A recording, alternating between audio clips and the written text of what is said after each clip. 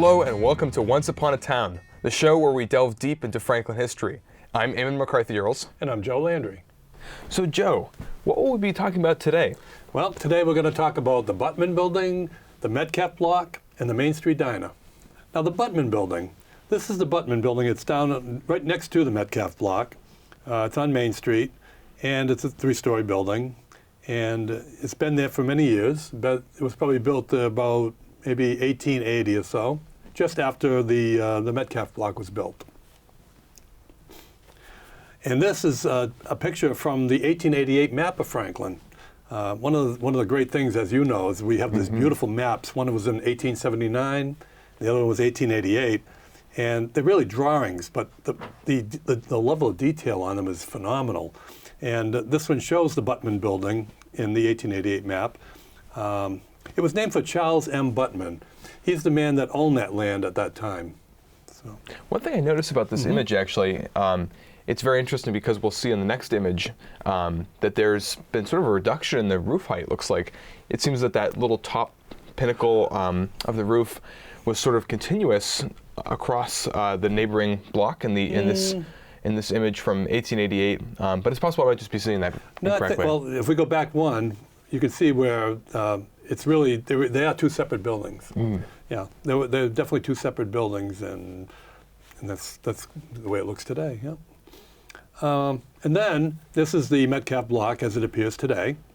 We can see Pizzini Shoes. There's different other stores in there too. And in this picture, this is the 1888 map, and it shows, the arrow shows where the stairs are going up to the second floor. Now, I found it really amazing that this building was actually built with a music hall up on the second floor. And I've in doing a lot of my research with the Franklin Sentinels, I was finding that a lot of activities took place in the music hall. There's also the Morse Opera House, so that was a separate hall altogether. But the music hall is that building upstairs. And I believe they may briefly have had the library in that block as well. I may be getting it confused with one of the other blocks, yeah, but I know that. No, the library was over the Ray block. I see. Yeah, so it was in there. Right, yeah. In fact, that was in there from around 1890 until 1902 when they built the new library, and at which time they moved them over. But yeah, it was in the Ray block, yeah. So yeah, it was built with a music hall upstairs, and there's that. So now this is a view taken from a map from 1876, and it shows a triangular piece of land that goes down to the town bridge. And you can see how the land comes to a point. And that land was owned by James M. Stewart. He was the first editor and owner of the Franklin Sentinel back in the 1870s. And he owned that property. And it was Charles Butman that bought that property from him in 1883. Now the two circles shows the Metcalf property, which was directly behind the Butman property. The circle to the left shows the house that used to be, or that ended up being Lorraine Metcalf's house. We all know who Lorraine Metcalf was. And then the house that's circled on the right was where Lorraine Metcalf's father grew up. And in the middle of those two is where today's Black Box is located. Oh, very interesting. Yeah. And ultimately, there was some sort of lumber yard there for a long time as well, up until the early 1980s, perhaps? Absolutely. In fact, you see where it says E.L. and O.F. Metcalf, and it says lumber yard. There was a huge lumber yard there. And they even had a sawmill, and I believe there was a box factory there as well. It was owned by the Metcalf family, and then eventually they sold it and became Franklin Lumber. And so you're absolutely right. Yep. So that's that. Let's see. Now this is from the 1879 map, and it shows that triangular piece of land, and it shows that the Metcalf block and the Butman building had not been built at this time. You can see the two buildings right there. And then we have these Sanborn fire insurance maps that are out there. This is from the 1889 map. It shows both the Metcalf block and the Butman building have now been built. So I've seen where the Metcalf block was built around 1888, and the Butman building about a year or so after that. But around 1888, 1889. And if you look at this, you'll notice that there's dotted lines inside where the drawings are. And you can see there was a candy store, a variety store, and other things. That building was built with 5 stores on the ground floor, and the upstairs second floor was another address, we'll say, and I'll explain that in a few minutes. That's where the music hall was, up on the second floor, as we see. Now this picture dates back to either between 1900 and 1907. The reason I know that is because the streetcar tracks are in place, and they were put down in 1900. Great noticing. I hadn't even thought about making the time connection with that. Yep. And then the arrow points to the Hotel Windsor, which was demolished in 1907. So that was demolished to make way for the Felix Cataldo building. So that puts that picture between 1900 and 1907. And the reason I show that is because it shows the Butman building and the Metcalf block as being built at that time. Now this picture was taken around 1910, and again we see the Metcalf block. Looks like there was the Berwick. I'm not sure what that was. I don't know if it was maybe just a store or something. I'm not sure either. Yeah, store or hotel or something, perhaps. I haven't really been able to find anything on that. But this picture was taken around 1910. The reason I know that, because of the arrow pointing to the chime clock, as they called it. And I never really heard a chime, but they called it the chime clock. And that's still in place today, outside of Dean Bank. Right. Thanks to Bob Valley, when they tore down the Ray block, he was able to salvage that clock, and he saved it, and he refurbished it. Totally beautiful job on it. And when Dean Cooperative Bank moved over there, he donated it back to them. Something I always notice about these kind of postcards is in the early 20th century, late 19th century, how interested they were in making these colorized images for sort of the mass market of everyday scenes. So even areas we wouldn't typically have a postcard of today, like downtown Franklin. That's right. And I also noticed in both this image and the last postcard that you showed, the just very very healthy looking trees everywhere in the picture. Oh, yeah. Naturally, there's still trees downtown, but a lot fewer than in these pictures here. Right. And I sometimes think back to the old town reports where up through about the 1930s or 1940s, the town actually had a dedicated division of the Department of Public Works. Absolutely. That was just the shade tree division. That's right. Because so many people walked and so many people wore heavy clothes throughout all seasons that it was essential to have shade so that people wouldn't croak of heat stroke in the middle of summer. That's right. The position was called the tree warden. And I've seen that in a lot of the annual reports. Every year he would make his report. Unfortunately, there was, I think it was a Dutch elm disease that wiped out a lot of those trees. Yes. And then the 38 hurricane, that just really did them in. And I believe there was also a big issue with gypsy moths when they escaped from this crackpot French inventor's house in Medford, where he was attempting to make them into the new silkworm and proceeded to trash most of America's forests for about 70 years. That's right. There was actually even another dedicated position where it was the gypsy moth warden going out and spraying creosote and all kinds of nasty carcinogens on trees through the downtown and elsewhere in Franklin. Growing up in the 50s, almost every year I'd be, in the morning I'd be laying in bed and all of a sudden I hear a helicopter go over. They were spraying for gypsy moths. Wow. With a helicopter. You could hear the thing back and forth and everything. My goodness. Oh, absolutely, yeah, that was a big thing. Yeah. Now, in 1913, they did a restructuring of the numbering system in the downtown area. And this is when they assigned numbers to different stores and different houses as well. And it was from this map that Dean Chilson made, where we see the numbering system. Now, you see the number 10 in the building to the far left. That's the Butman building. So any stores that were in that building were at 10 Main Street. And then the Metcalf block, you see the numbers go 12, 14, 16, 18, 20, and 22.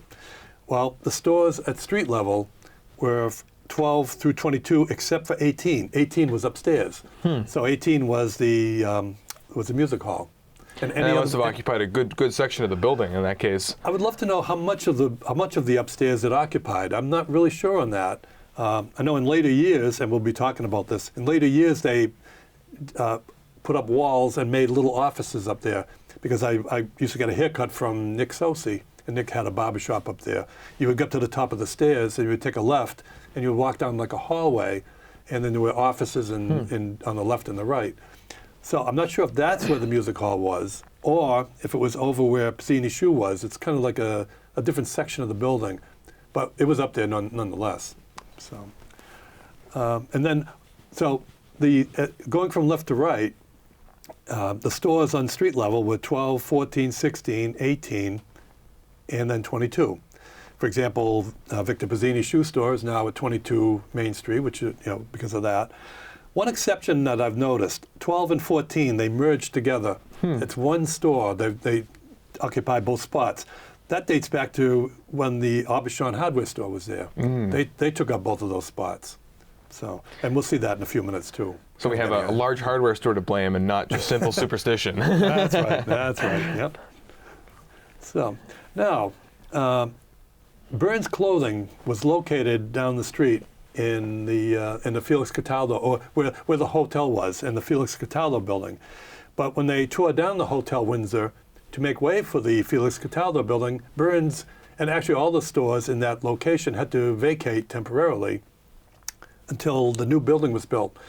And in the case of Burns Clothing, they moved to upstairs into the music hall. So the address during that time was 18 Main Street. And the arrow points to the sign that shows when Burns Clothing was at 18 Main Street. Then when the Felix Cataldo building was completed, they moved back to at 42 Main Street, and ultimately that became Cataldo. Louis Cataldo bought that, and it became Cataldo Clothing. So, and then there's Burns in the new location, and that's the Felix Cataldo building there. I love this image too because it actually shows one of the streetcars actually going through downtown. Do you have a sense of what year this was? 1911, 1912 perhaps? Well, 1907 is when the Felix Cataldo building was built. And I can't really see the Morse Opera House, so, well actually it would have to be after 1930. Certainly after 1920, 1907, let's see. Oh, and Burns, Louis Cataldo bought it in 1930, so it was before that. So sometime between 1900 and 1929.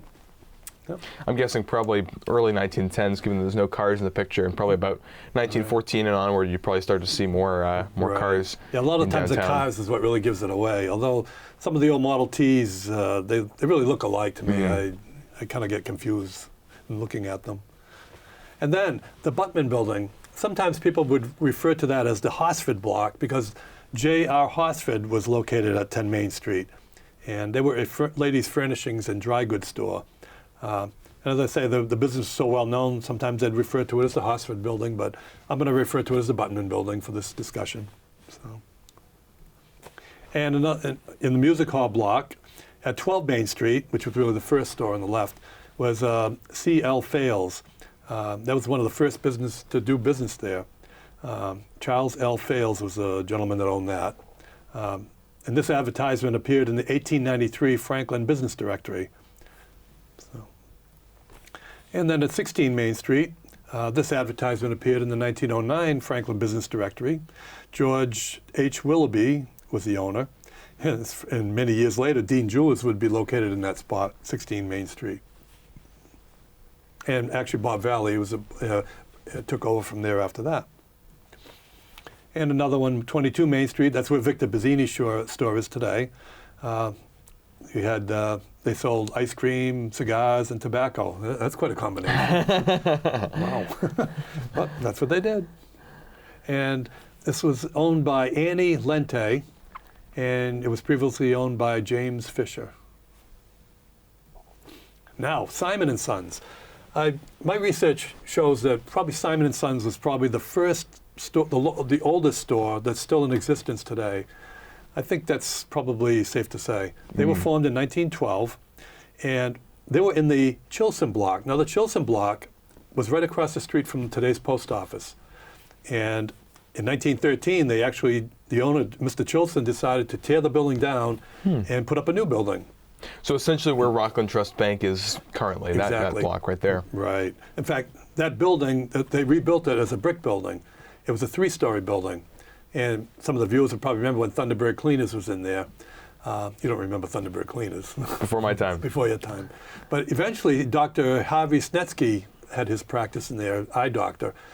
And somewhere along the way, they tore down the first 2 levels of the building. They made it a 1-story building. And that building still's there to this day. And that's that small building that's sort of the stopgap in between the Rockland Trust building, and then the Cataldo block with the Franklin School of Performing Arts Exactly. today. That's that alley. That building was the 3-story building. Now it's a 1-story building, but it is the original building from 1913. When was the Chilson block or its successor building removed and replaced with the Rockland Trust Bank building currently, which I know was originally Benjamin Franklin Bank, a famous local fixture until about 2009 or thereabouts when it switched over to being Rockland Trust? I'm not really sure, to be honest with you. I know in 1978 they tore down the what's called the Fletcher block. That's where Vargin's Groceries was and all those stores, but they kept that one. I'm not really sure. Yeah. So now Abraham Simon formed Simon and Sons in 1912 in that Chilson block, but no sooner did he start the company there that they were going to tear the building down, so he had to move. He moved upstairs in the music hall to 18 Main Street. So he was yet another business that used 18 Main Street as his business. So as a clipping from the Franklin Sentinel shows, he removed from the Chilson block to their quarters in the music hall. And then he was upstairs in the music hall, and then they were building a new building across the street from the music hall in Metcalf block, where that Century 21 office is today.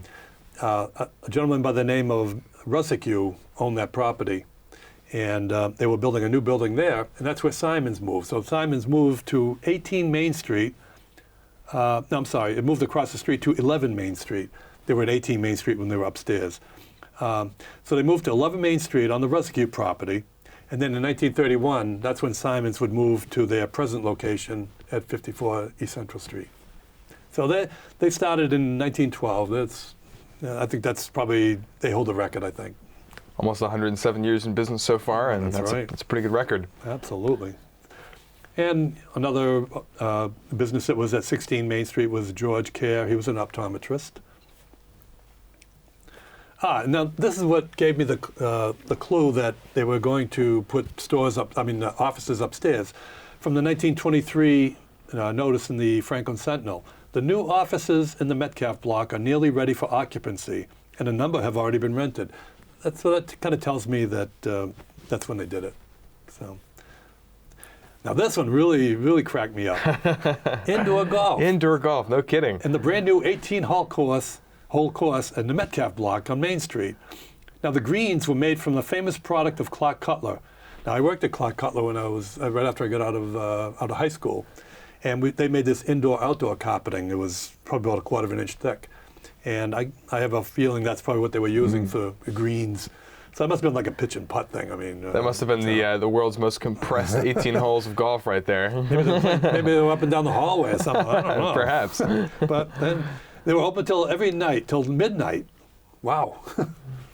Quite a bit of nightlife going on in 1920s Franklin. I guess.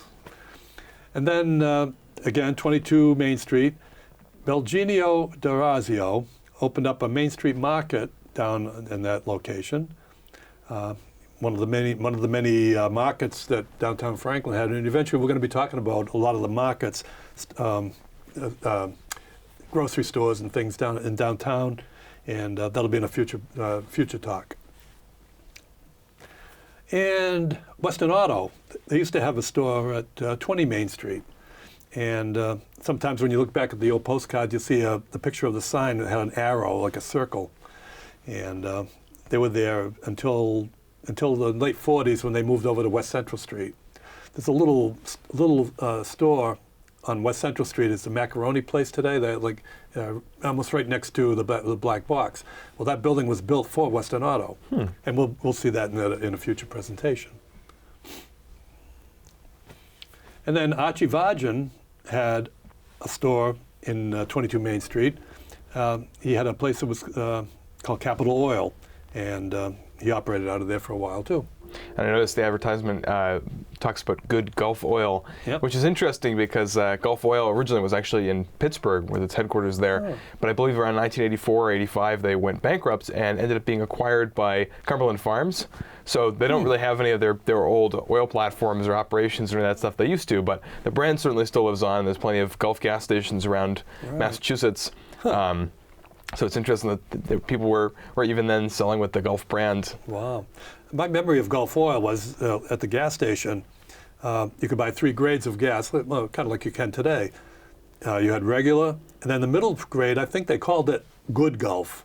Good golf. And then high test. So, and it was leaded gas back then. Now, in this case, I know some old gas pumps used to actually have a sort of glass jar almost set on Yes, top of them, that's where right. you could see the gas swishing around for right. quality control or something. You can see that it wasn't adulterated or anything like that. No, Also made for a good spectacle, I'm sure. yeah. Well, some of the old, you see them in antique stores and things. The old gas pumps, yeah.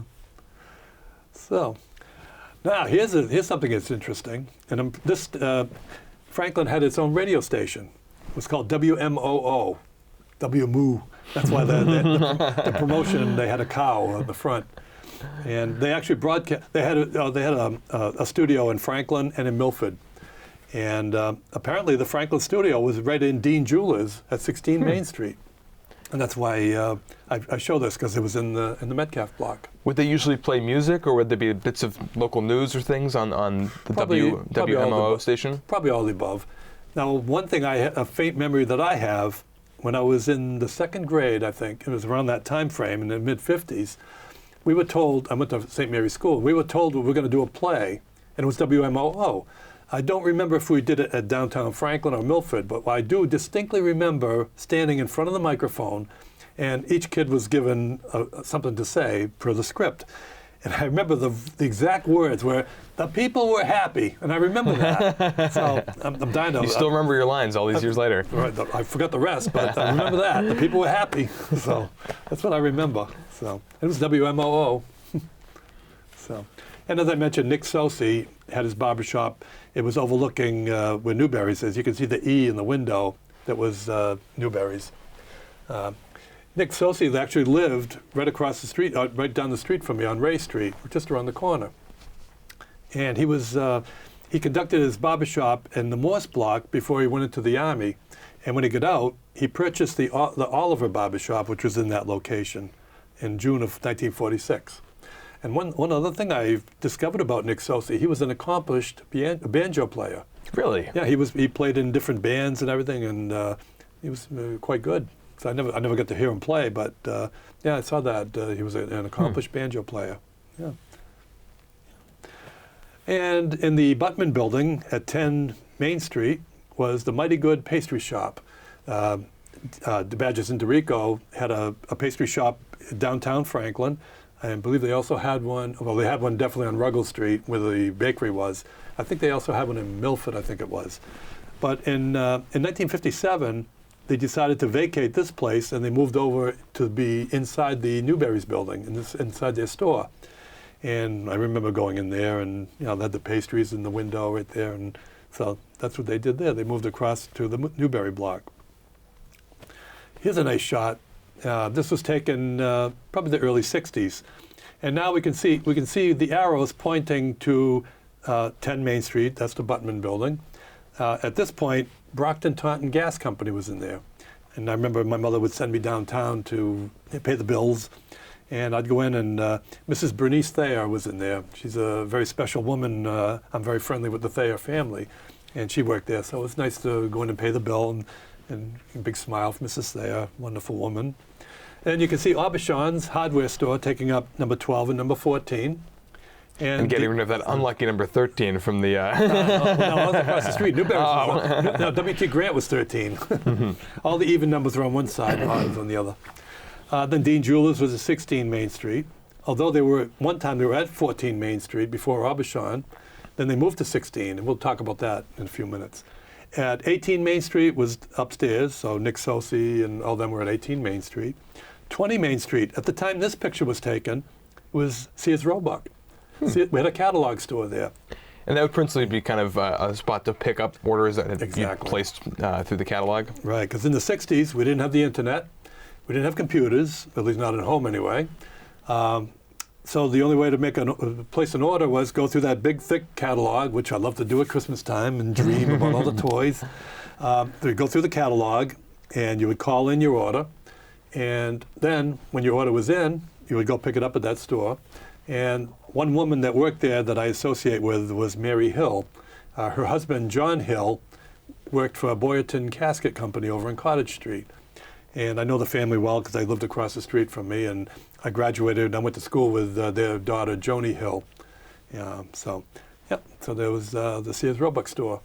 And then at that time, the town shop was in the location of 22 Main Street. And at 24, I'm not sure what the number was for the Main Street Diner, but you can see the Main Street Diner just to the right. And we're going to devote some time to that near the end of the discussion, because that deserves a whole lot of discussion. And what was the town story you mentioned? The town story. I'm not sure. You mentioned that there was a store at number 22 Main Street. Oh, it's called the town shop, according to the picture. Yeah, I'm not sure what that was. It was just a clothing store, I think it was, for women. That's currently Victor Pizzini's Victor Shoes today. Location. Right. Yeah, in fact, Victor had the diner removed when he bought that building, and he added on a little addition where the diner was. So, and again, we'll see that in a few minutes. I kind of get ahead of myself, but that's okay. Down the street was Eddie's Restaurant and Delicatessen. That was, I think that was around probably 14 Main Street. That's probably before Aubuchon took over that spot. So there was that. Here's a picture that was in later years. You can see the Mighty Good shop down there. Here you can see Dean Jewelers in their old location at 14 Main Street. 16 Main Street was Rizzoli Drug Store. And at 18 was 20 Main Street here was Sears Roebuck, and 22 was called Lewis Fashion Shop. And you can see the sign, it says B&B Diner, right near, you can see it just to the left of the drugstore sign. That was the B&B Diner. It's called the B&B at that time. So, and then there's the Sears catalog store. We talked about that. And now, the reason I'm showing this, in 1950 there was a fire. It caused an estimated $175,000 worth of damage. Wow. Yeah. Quite substantial. Yeah. Luckily, it was confined to the cellar part of the building. But it was centered under the Arrow Auto Store, which at that time was where Sears was at 20. And, I said the sign had the shape of an arrow. That's probably what was there before Western Auto, or maybe Western Auto was referred to by that, but whatever. The fire started there, and it spread rapidly through the long structure. The businesses suffered the most were Lewis Fashion Shop, the Arrow Auto Store, and Rizzoli's Pharmacy. Dean Jewelers and Aubuchon was there. Dean Jewelers and Aubuchon were most fortunate. They only suffered smoke damage. But the damage was repaired quickly, and the stores recovered, and that was it. So luckily, it was confined just to the cellar, and they were able to fix it. So upstairs in the second level was Loretta's Beauty Salon. That was in 1953, and as you can see, 18 Main Street. Dean Jewelers at this time was at 14 Main Street, and you can just see the R on the building to the right. That was where Rizzoli's was. But Dean Jewelers, you could buy, obviously, jewelry, but the other thing you could buy there was 45 RPM records. And I remember going in there, buying records. I remember in 1963, there was a hit, The Locomotion by Little Eva. So I remember buying that. I remember buying a couple of the first Beatle records that came out, She Loves You, and I Want to Hold Your Hand. So I remember buying those 45s there. And then there's Rizzoli's Pharmacy, which was at 16 Main Street. They moved down to 12 East Central Street, where Bartlett and Fales was located. And at that time, then Dean Jewelers moved into where they were at 16. And then in the later years, this is 1978. We had a big parade in 1978 for the 200th anniversary of the town. Of the town, right? Not the country's bicentennial, but the town's bicentennial. So this picture again shows what it looked like back then. You can see our Valley Jewelers. Bob Valley took over from Dean Jewelers. So that's that. And this one shows the Main Street Diner sign. It shows the B&B Diner, I should say. And you can see the Western Auto Store in that location. Just off to the left there. Yeah. Now, let's talk about the Main Street Diner. The Main Street Diner originally was called the Franklin Diner. And it was first placed there in 1898 by a guy named Fairfield, Willis A. Fairfield. And he sold it to Charlie Lawrence in around 1906, I think it was. Then Charlie Lawrence renamed it the Franklin Diner. And Charlie continued to own it for till about 1939, when he sold it to a couple of people. Now, what a lot of people might not realize was the diner that we all remember was not the original diner that was placed there. In 1926, Charlie Lawrence had that one removed, and they put a new diner in. That's the diner we all remember. Very interesting. Yeah. And so that was sort of just fitted into almost an alleyway where it was one of those prefabricated diners that were sort of very popular all around the U.S. at that point in time. Right. Probably one of the ones made in Worcester, actually, because it was the Worcester Streetcar Company, or street lunch company. I forget what the exact naming was, but Worcester was a big hub for making these kind of prefab diner buildings to put up. It's probably likely. I mean, we're going to see a much better picture of it in a few minutes, but it'll give you a real good idea of what it looked like, because they did add on to it. They added on to the front and the rear. They put a little kitchen in the back. But we'll see in a much better picture in a few minutes. Now, here's something that I found in the Sentinel. In October of 1928, it says, Lawrence's Lunch Cart has first gas service in town. So to me, that says he was the first place in Franklin that got gas to. It was like, wow. The first place in town to have the new gas service is Charles Lawrence's Lunch Cart, better known as the Franklin Diner. So wow, this is, oh, okay. And then this advertisement appeared in 1932, and it shows that he not only owned the diner, he owned a little bakery in the back. I guess it was a small building, and then in 1938 he sold both the diner and that bakery to Buzzer Mason and Bozo Fleming. There's those nicknames again. I love those nicknames. Buzzer Mason was really, his first name was Carlton Buzzer Mason, and then Bozo Fleming was Elmer Fleming. But they were Buzzer and Bozo. So, which answers the question, what does B&B stand for? Buzzer and Bozo. So they bought both the bakery and the diner. Now, here's the picture I promised. That shows the diner in 1936. This is, by the way, this is from a Stanley Chilson collection of films. I was able to get pictures off of those. This shows the diner, and I'm going to assume that the bakery was that building that we see there, although I can't be absolutely sure of that, but it was definitely behind there. But we see the lunch cart there, and it looks fairly new. It was only 10 years old when it was there, so at the time this picture was taken. And the gentleman that's in the picture was Stanley Chilson's father, Austin B. Chilson. He was every day he went over to the B&B diner, had his lunch, and then he came back across the street to where Chilson's Market was. So. Now this is an advertisement. It appeared in 1938, and it tells the story as far as the Franklin Diner Bakery Shop in the rear of the diner. They had 24-hour service. Under new management, Mason and Fleming, Buzzer Mason, Elmer Fleming, Bozo Fleming, successors to Charles H. Lawrence. So that's pretty much telling them that they're now taken over. And so in later years, I'm getting ahead of myself. So, and now, up the street, on Main Street, there was a little pastry shop called the Downy Flake Shop. Buzzer and Bozo also bought that shop, so they now had the diner, the bakery in the back, and this new bakery shop, which they called the M&F Pastry Shop.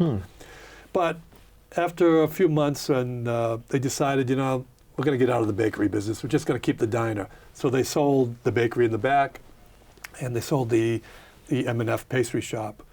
And as that little clipping shows from the Franklin Sentinel, they decided to get out of the bakery end of their business. That was the reason. So. Now this picture, I showed Victor Pizzini this because the caption that Stanley Chilson took said, Bozo Fleming and Otto, whoever Otto was. And he couldn't remember who was who. He really couldn't identify them. So I'm kind of hoping that someday somebody will recognize say, who Otto was. Right, or more importantly for me, who Bozo was. Yeah. I'm not sure if the gentleman to the far right was Bozo. being an employee, and maybe he was, of course, being the owner, maybe he was dressed in white because he was working at the diner. I don't know. Could have been the guy with his back to the camera. I don't know, but I'm dying to find out. So now, in later years, this is what the front of the diner looked like.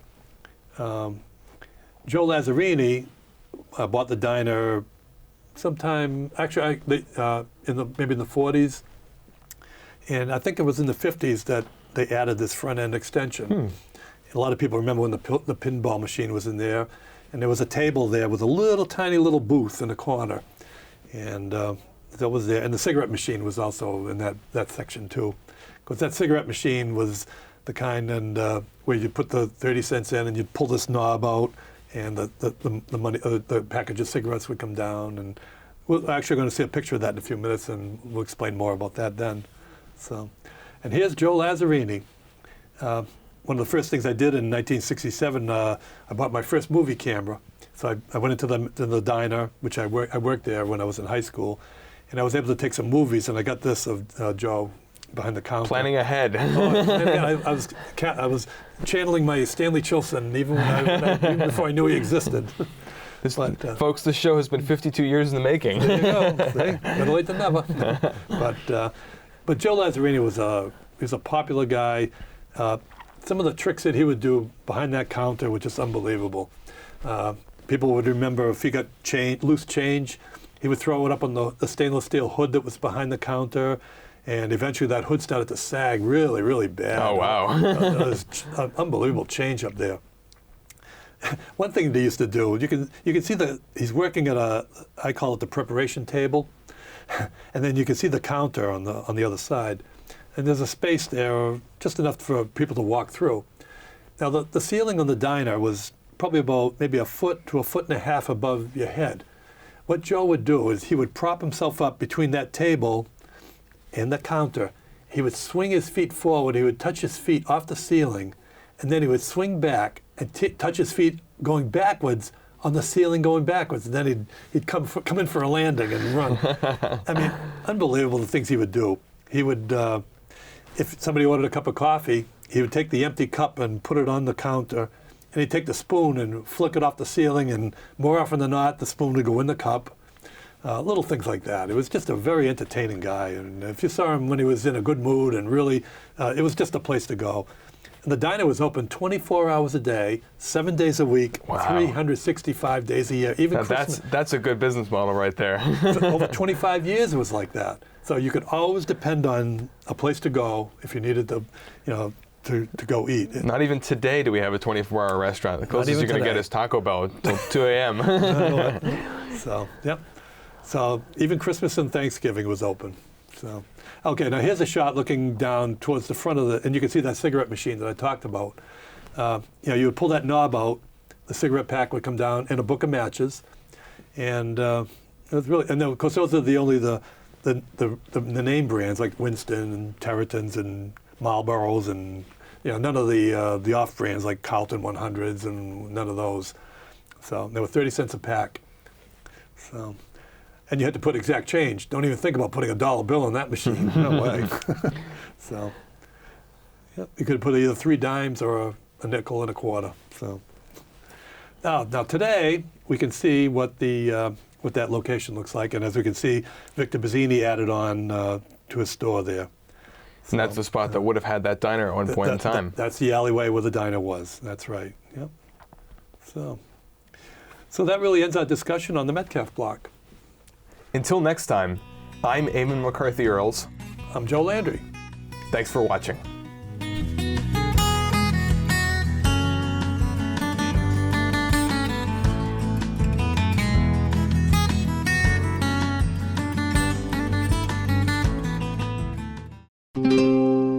This program was made possible by your Franklin friends and neighbors, good folks just like you.